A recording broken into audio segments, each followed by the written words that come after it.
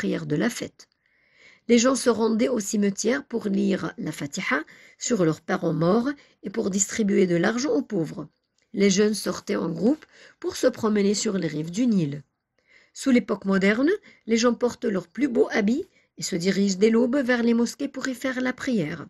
Le kahk, gâteau spécialement confectionné pour cette fête et qui est très important aussi bien que le poisson salé, les brioches, les plats de viande et l'oignon. Pour les enfants, cette fête signifie les balançoires, les nouveaux habits, le kahk, les jeux, la promenade dans les jardins, le cinéma, les lunaparks, la rencontre des amis, la visite des parents et surtout les donations financières caractéristiques de cette fête, car pour les enfants, elle signifie l'amour et la chance de s'acheter ce qu'ils veulent. C'est pourquoi les enfants attendent ce jour avec impatience et se sentent fiers de cumuler ces donations.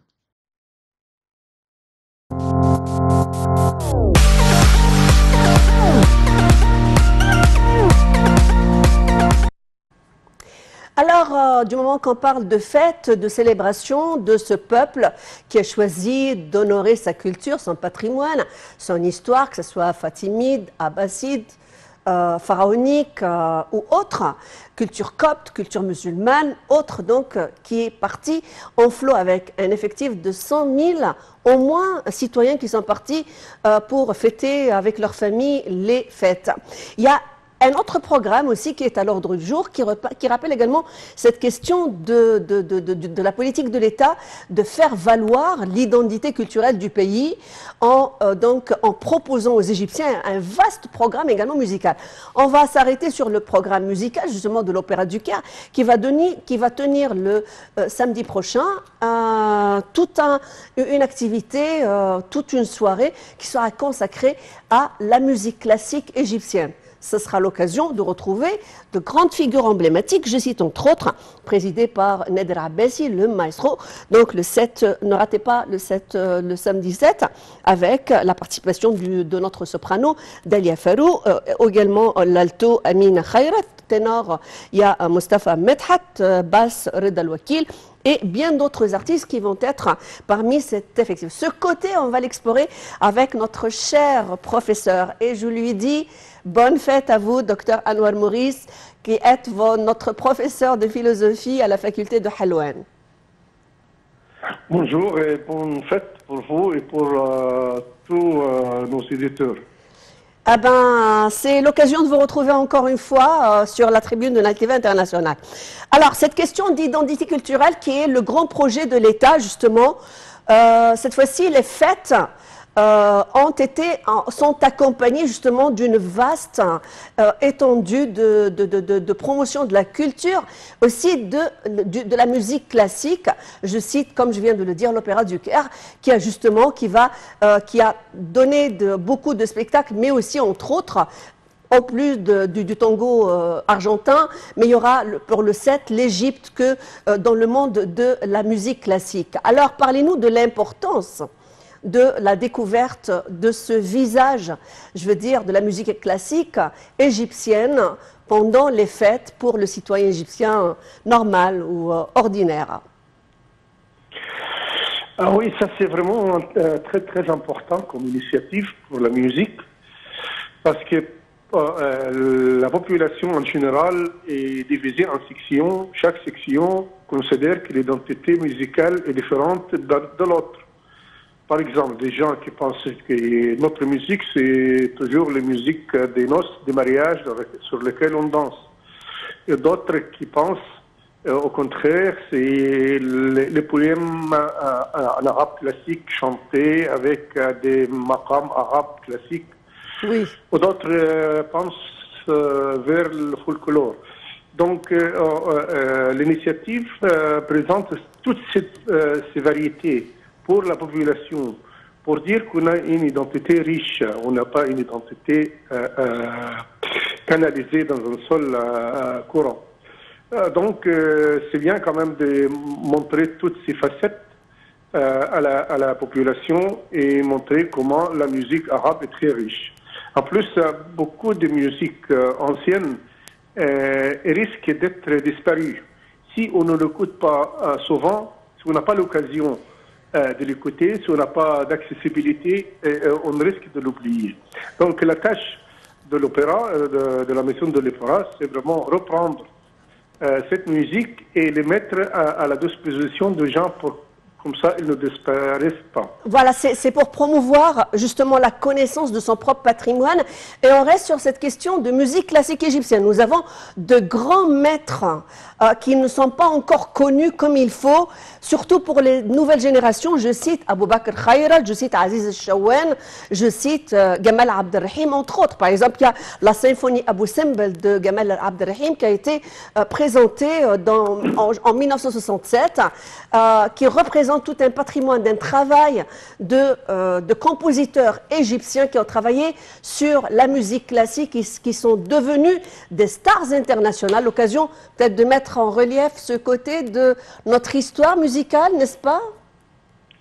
Tout à fait, parce que ce qui se passait dans la musique, c'est pareil ce qui se passait dans la littérature. Au XIXe siècle, l'arabe ne connaissait pas comment écrire un roman, ni une pièce de théâtre. Ainsi, le film et le cinéma, tout est au début importé, et après, il y avait une véritable création de notre part dans ce domaine d'art et de littérature. La même chose pour la musique. On a reçu d'abord la musique classique et on l'entendait. Voilà, justement, on veut s'arrêter sur cette question de musique classique à l'intention du grand public, que nous avons de grands auteurs tels que Beethoven, tels que Mozart, tels que Khatchadourian, etc., qui sont Tchaïkovski, qui sont des auteurs égyptiens tels que Aziz El-Chaouane et Gamal Abdelrahim et d'autres. Et d'autres, bien même Abdelwahab et son bac, ils ont beaucoup de musique pure, beaucoup de pièces de musique pure qui est un peu une création égyptienne dans le domaine de la musique classique. Est-ce que vous appréciez la musique classique, docteur Anouar Maurice, et quel est votre coup de cœur? Ah oui, bien sûr. Dans la musique beaucoup, égyptienne, égypto-classique. Et c'est une musique très compliquée dans sa création, qu'il a dominé le monde, tous les pays, la Chine, le Japon, partout, et c'est des gens qui apprécient beaucoup la musique classique. Et moi, bien sûr, j'étais habitué dès l'enfance à la musique de Korsakov, la symphonie Shahrazad, qui tout le monde écoutait à la radio. Mais quand je suis parti en France pour faire ma thèse de doctorat, j'avais la possibilité de voir Aïda, peut-être. Grand éventail de grands musiciens classiques. Oui, oui, c'est toujours un honneur pour nous. Mais en tous les cas, que la politique de l'État en 2022 du ministère de la Culture soit à son agenda justement la promotion, faire connaître au grand public les grands maîtres de la musique classique orientale, c'est quand même vraiment aller de l'avant vers la création d'une nouvelle identité complémentaire avec ce grand saut économique, un autre grand saut culturel, n'est-ce pas, docteur? Ah, bien sûr, tout à fait. Et moi, il faut profiter de cette occasion pour saluer le ministère de la Culture pour cette initiative et saluer les artistes qui sont dans les jours de fête en train de faire un effort, de travailler bien pour quand même réaliser une mission tout à fait importante dans notre conjoncture actuelle. Voilà donc aussi l'occasion de faire connaître, d'ailleurs on a connu un petit spot sur des lumières qui ont été jetées quand il y a eu l'inauguration du grand musée, du nouveau musée des sopranos égyptiens. Parlez-nous un petit peu de ces stars aussi qui sont d'entre quelques-uns ont une renommée internationale dans le monde de la musique classique, que ce soit ténor, alto ou soprano, égyptiens et égyptiennes. Tout à fait. Nous, vous savez, la tentation de faire l'opéra ou opérette, il est vieille dans l'histoire de la musique égyptienne. Il y avait Salam Hagazi qui faisait d'opéra sur Roméo et Juliette, etc. Et après, on a tenu quand même à garder l'art de l'opéra, même chanté dans sa version originale italienne ou autre, mais on a une équipe d'opéra respectable en Égypte, on a une école qui tout le temps donne de nouveaux talents dans le domaine de l'opéra. Et enfin, cette école de l'opéra, c'est une école aussi dans laquelle les autres arts de chant peuvent puiser. Les gens quand même trouvent dans les élèves de l'opéra de grands chanteurs, de grands musiciens, de grands ténors. Et donc c'est pour cela, c'est sérieux de travail dans l'école de l'opéra égyptien qui a donné des grands chanteurs qui ont une renommée internationale.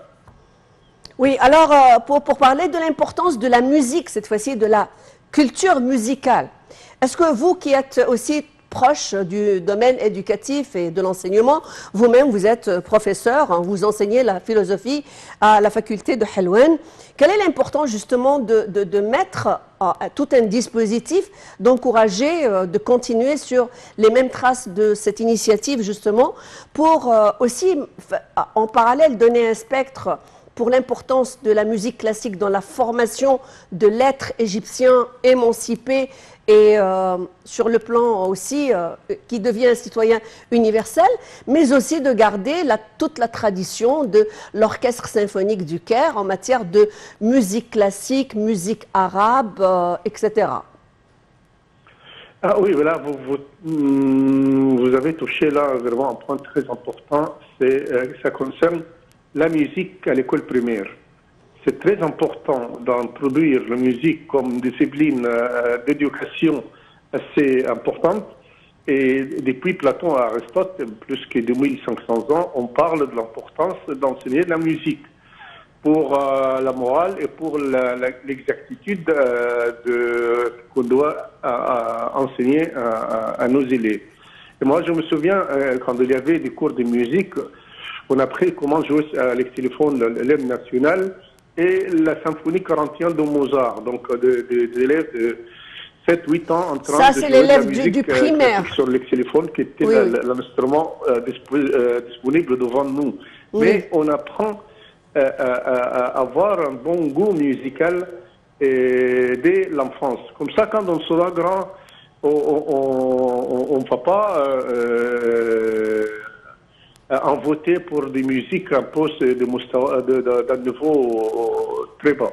On a besoin, toujours, on est très exigeant dans l'écoute musicale. Donc, il faut vraiment revenir à des cours de musique à l'école primaire. Voilà, c'est très bien dit. Et surtout, faire connaître peut-être les auteurs aussi, les compositeurs classiques égyptiens, donc qui ont fait de la musique, qui ont composé de la musique classique sur fond, base de culture orientale, telle que Gamal Abdelrahim. Et il y a beaucoup de symphonies et de Aziz Chawan. Parce que les musiciens classiques occidentaux, comme Korsakov, ou bien Mozart et Beethoven, Chopin, Strauss, on va l'écouter même dans les autres chaînes de télé, dans la musique du film, ça nous arrive. Mais le problème, c'est que le risque d'être oublié, ces grands travaux musicaux de Gamal Abdelrahim, de Aziz Chawan, de Sharara, de Khayrat,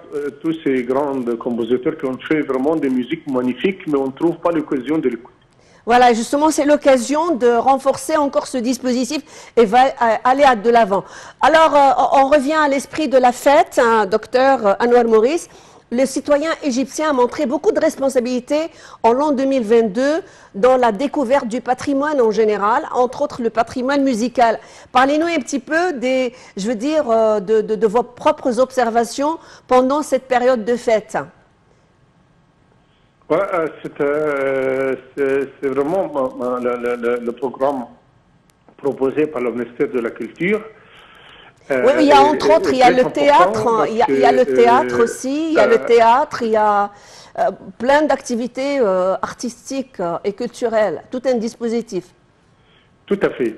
Parce que de toute façon, pendant la période de fête, quand on a des congés, on cherche toujours à s'amuser, aller au cinéma ou bien aller faire des balades. On peut toujours aller écouter de la musique, assister dans des concerts. Donc, c'est bien que le ministère de la Culture exploite cette période. C'est excellent. Pour intensifier ces activités musicales Mais c'est ce que j'espère quand même qu'il ne soit pas seulement arrêté sur le Caire ou Alexandrie. J'aimerais bien qu'il y ait des tournées qui se passent dans les départements d'Égypte pour qu'on arrive à toutes les régions d'Égypte. Oui, mais on voit qu'il y a tout un travail colossal pour pouvoir émanciper, un effort d'émancipation via le citoyen égyptien, mais aussi qui montre la responsabilité. Alors, de la musique classique et de l'orchestre symphonique du Caire, avec toute sa tradition extraordinaire qu'on invite le public à aller voir et à aller entendre, que ce soit musique arabe ou musique, je veux dire classique, que ce soit occidentale ou égyptienne. Il y a aussi le côté folklorique. Le folklore aussi occupe une petite place dans le cœur des Égyptiens. Qu'est-ce qu'on peut dire là-dessus, docteur Anouar Maurice? Oui, bien sûr, le folklore est très, très important. Fer'et Reda et toute la danse, les danses folkloriques égyptiennes. Et ainsi que les chants populaires, les mawal, les chants sur le rababa, tout ça, ce sont vraiment des variétés de musique folklorique très, très importantes et qui deviennent des thèmes, même pour des musiques assez sophistiquées plus tard. Et Oui. donc, le folklore, d'abord, il faut qu'il soit joué par des grands concerts, parce que les gens qui savent bien ça, le folklore dans les villages, quand on voit, il est chanté quand même sur les grands théâtres. Et on a vu pour le folklore, par exemple, musical, il y a Naqshbandi, il y a tout, nous avons un très grand patrimoine qui sert aussi à tous les peuples arabo-musulmans, là, au niveau du mois de Ramadan. Donc nous avons toute une richesse extraordinaire dans notre patrimoine musical. Pour conclure, je demande à tous nos invités, où vous avez été pendant les fêtes, docteur Anouar Maurice? Quel est votre coup de cœur? Je suis allé au port de la mer Rouge pour un peu sortir de la vie dense de Caire pour avoir un peu de repos. Comme ça, je reprends mes cours à l'université la semaine prochaine. Ah ben, c'est très bien, vous avez quand même passé un bon moment. Merci d'avoir été notre invité, docteur Anouar Maurice, professeur de philosophie à l'université de Helwan. Merci d'avoir illuminé donc cette tribune. Nous vous souhaitons bonne fête à vous, bonne fête à tous nos spectateurs et spectatrices sur Nile TV International. Toute l'humanité. On a passé ce moment béni du mois de Ramadan avec, je me rappelle, docteur Sami Mandour, qui est professeur à l'Azhar de littérature française, m'avait dit une phrase clé que jusqu'à maintenant, moi, j'essaie de méditer là-dessus et je vous invite. Il a dit que pour nous, le mois de Ramadan, c'est la possibilité de pouvoir changer. Et vous savez, dans la tradition orale ordinaire, on dit que personne ne change. Et or que l'occasion du mois béni de Ramadan, c'est l'occasion de pouvoir changer et de réussir ce changement. Alors, nous nous adonnons à la festivité, mais une festivité qui travaille, qui est en train d'asservir l'économie du pays, le tourisme du pays, mais aussi l'émancipation de ce grand personnage qui est l'Égyptien avec un grand E. Merci à vous d'avoir été en notre compagnie sur Midi au Caire.